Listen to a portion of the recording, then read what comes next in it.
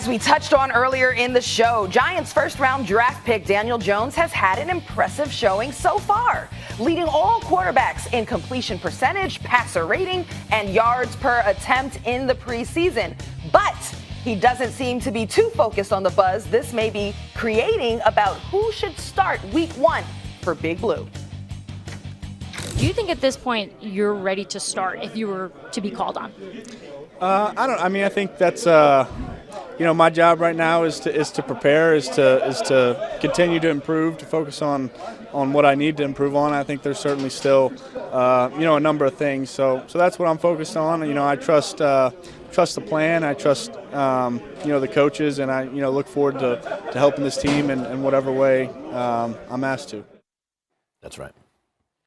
And now we welcome in Ryan Clark, Super Bowl champion, our NFL analyst here.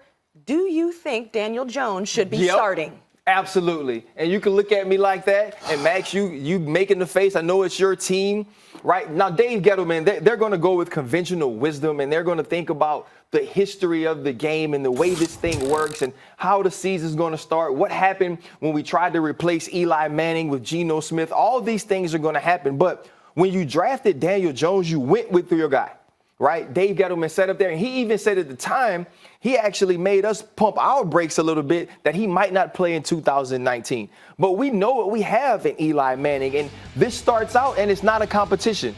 It wasn't a competition between Matt Flynn and Russell Wilson in Seattle 6 years back, but it became one when the rookie outplayed the veteran.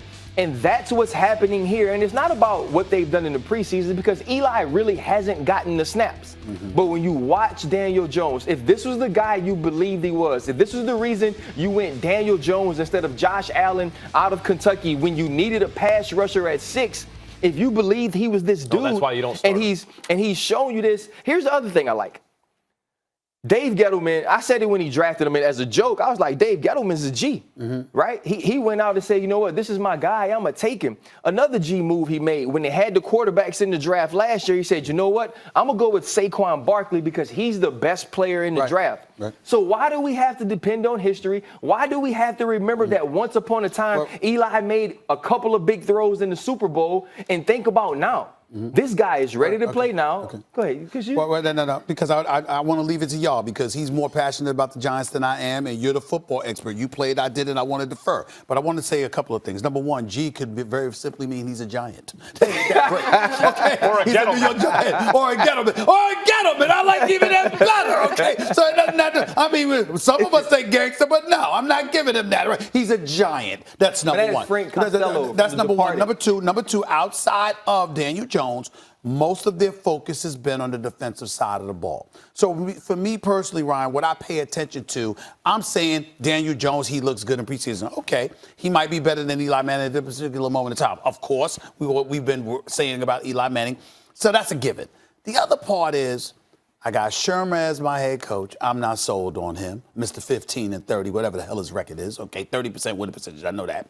Then we've got you got Sterling Shepard, who played all 16 games. You got Evan Ingram. I got all of that. Saquon Barkley. But there's questions about your offensive line. There's questions about whether or not you have a true number one at the wide receiver spot. I'm of the mindset that when you got a guy that's clearly the future of your franchise, clearly the future franchise player outside of it, even though with Saquon Barkley, that wouldn't be the case.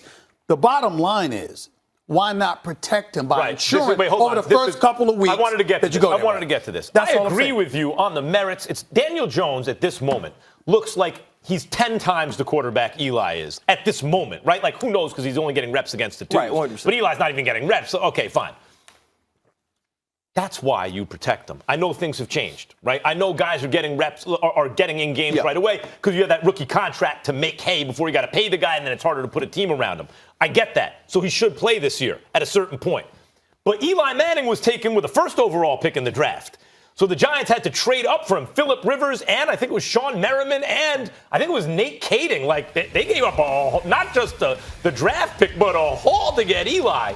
And they had Kurt Warner on the squad, who lost his job to Mark Bolger to injury. And then Bolger kept winning. He was like 8-0, so they never got the job back. Kurt Warner is an MVP. And by the way, in the future, had great seasons with Arizona still. And Kurt Warner was playing well. But the Giants were like, we don't care. Kurt Warner's good and everything. we're going to use him as a tackling dummy until Eli's ready behind this offensive line and everything.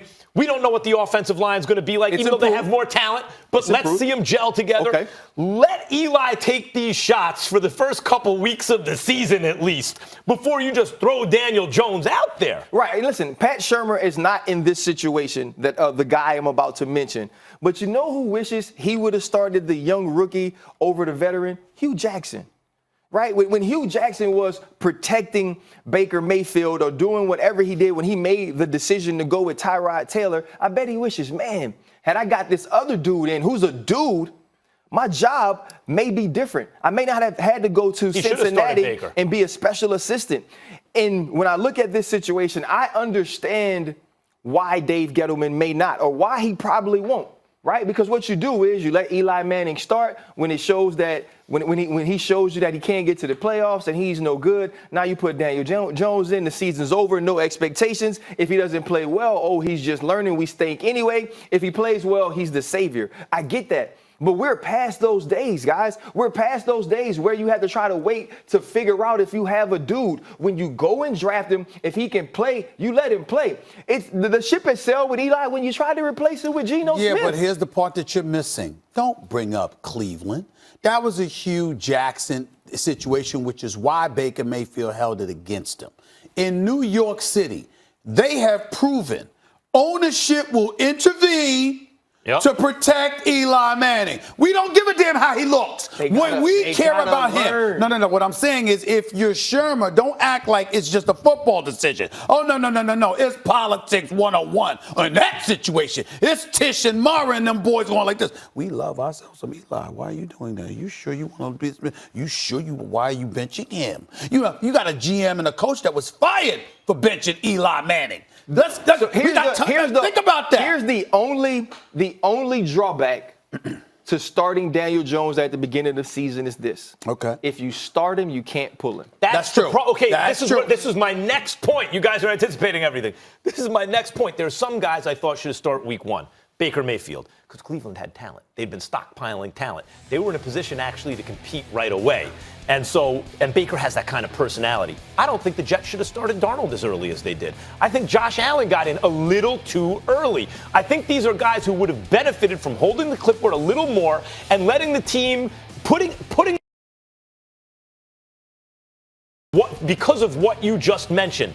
If you put the kid in week one, and he starts to falter, which he will because the Giants aren't that talented. By the way, they don't have any receivers. The guy they brought in is hurt to replace the guy who was half the receiver. Like, there's no. So if what do? You got no move. But what you laid out the first time works. Let Eli take the shots. Let the Giants be out of the playoff picture. Get the kid experience under lower pressure. Next year you go. That's the weak move. Right? That's the move that we feel like we have to do to save our jobs. But Dave Gettleman, you showed us you don't care about saving your job when you went to get your guy. Because the easy pick was to get Josh Allen and wait until 17 and get Daniel Jones. But you said he was that dude.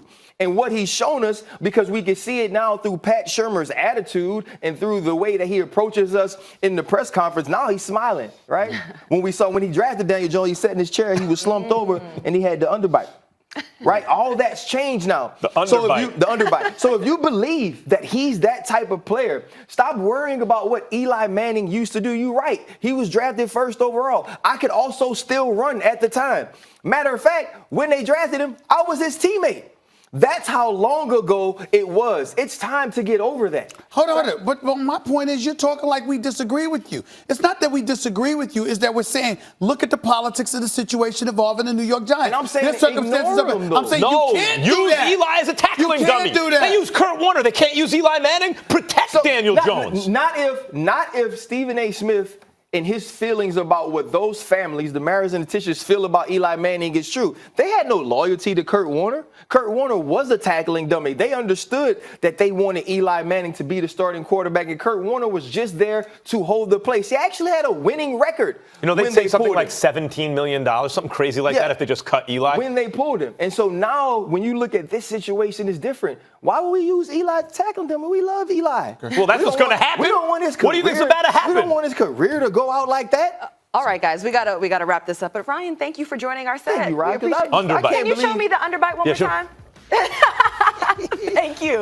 All right, Ryan Clark, you guys won't want to miss First Take next week because our 2019 NFL season preview begins. Monday, we hit the NFC West, and the great Aaron Donald joins us. Why they have to show him sacking Aaron Rodgers? Later in the week, Derrick Henry helps us preview the competitive AFC South. Don't miss any of it next week on First Take.